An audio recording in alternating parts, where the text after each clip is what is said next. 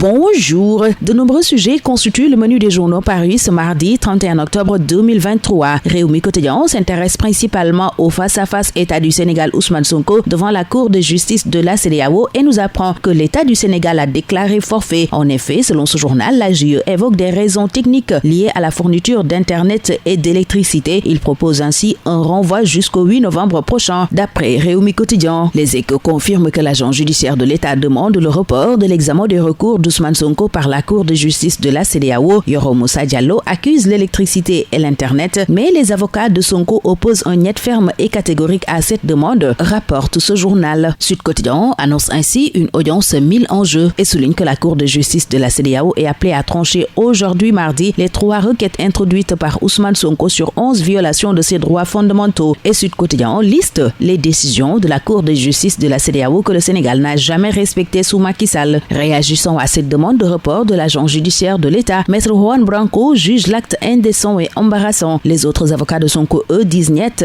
et la Cour va statuer ce mardi sur la demande, indique Libération. Dans Vox Populi, où l'on nous apprend aussi que la JE demande le renvoi de l'examen des recours à la Cour de justice de la CEDEAO contre la radiation de Sonko et la dissolution de PASTEF, la partie adverse dénonce un prétexte nauséeux pour permettre à la Cour suprême de trancher en premier le litige. Et dans cette saisine de la Cour de justice de la CEDEAO, Walf Quotidien voit Sonko face à un mur pendant que Besbi le jour déclenche un pronostic vital situant l'avenir d'Ousmane Sonko à la CEDEAO, à la Sénat et à la Cour suprême. En effet, selon Besbi, la Sénat a notifié sa réponse aux avocats de Sonko et à la DGE hier. La Cour de justice de la CEDEAO, elle, statue aujourd'hui sur la radiation et la dissolution du parti PASTEF. Fait savoir ce journal qui signale que Fatima Kane a rejoint Amadouba dans le cadre de l'enquête sur la publication du rapport médical d'Ousmane Sonko. Branco casse Amadouba et Fatima Seynabou Kane trinque, titre Yor Yorbi. Et pour Vox Populi, Branco a encore cassé des pots et des Sénégalais payent. Dans les colonnes de ce journal, l'avocat franco-espagnol confie être à l'origine de la publication des documents qui vaut à Amadouba une arrestation depuis vendredi et un déferment hier. Fatima Kane a été également arrêtée pour diffusion du rapport médical, informe ce journal où le calife de Léona Niassène s'indigne et condamne l'affaire du corps du présumé homosexuel exhumé et brûlé à Kaolack. Léona Niassène indique n'être ni de près ni de loin impliqué dans cet acte odieux. Dans ce journal qui nous apprend que 4 personnes sont déjà arrêtées, Mamaktar Gueye de l'ONG Jamra explique pourquoi le Coran condamne ce qui s'est passé à Kaolack.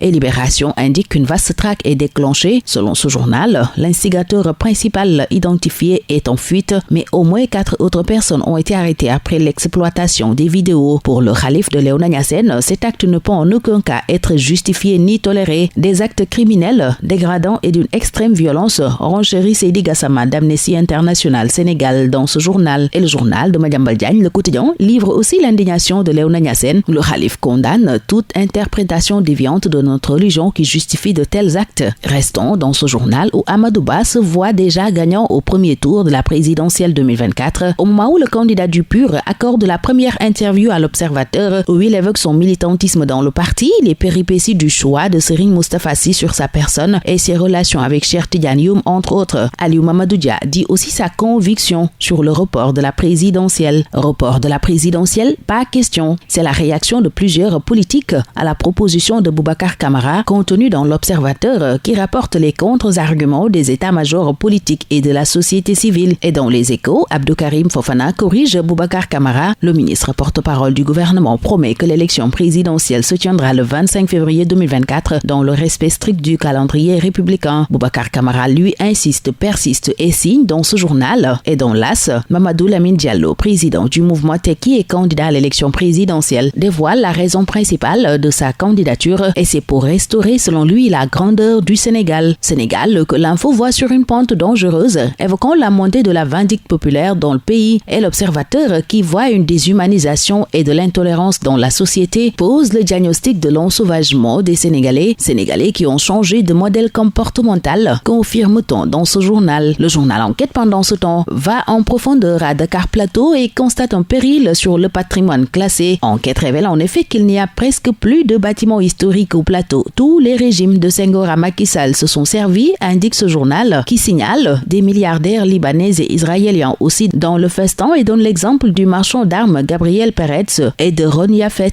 Et pourtant, Maître Baradiokhane indique que ce patrimoine, c'est le bien de tous et on n'a pas le droit de le brader. La Sénélec, elle, file droit au but relativement à l'accès universel universelle à l'électricité en 2025, renseigne Réumi Quotidien, journal qui nous apprend dans sa version sport que Lionel Messi a été sacré pour la 8e fois Ballon d'Or. Sadio Mané, lui, était parmi les grands absents de cette cérémonie. Selon le quotidien Réumi, le quotidien du Sport Stade déduit de ce 8e Ballon d'Or de Messi qu'il cimente sa place dans l'histoire. Et dans le quotidien national Le Soleil, l'on nous apprend que le président a fêté les Lions malentendants médaillés au championnat du monde de football avec une prime de 7 millions de francs CFA pour chaque joueur. Modou Lo, lui, est vu comme une véritable machine de guerre par Sunu Lamb, qui présente le roi des arènes comme une bête noire des Pikinois et l'idole des foules, note sur laquelle se referme ce tour des journaux. Très bonne lecture, excellente journée à tous.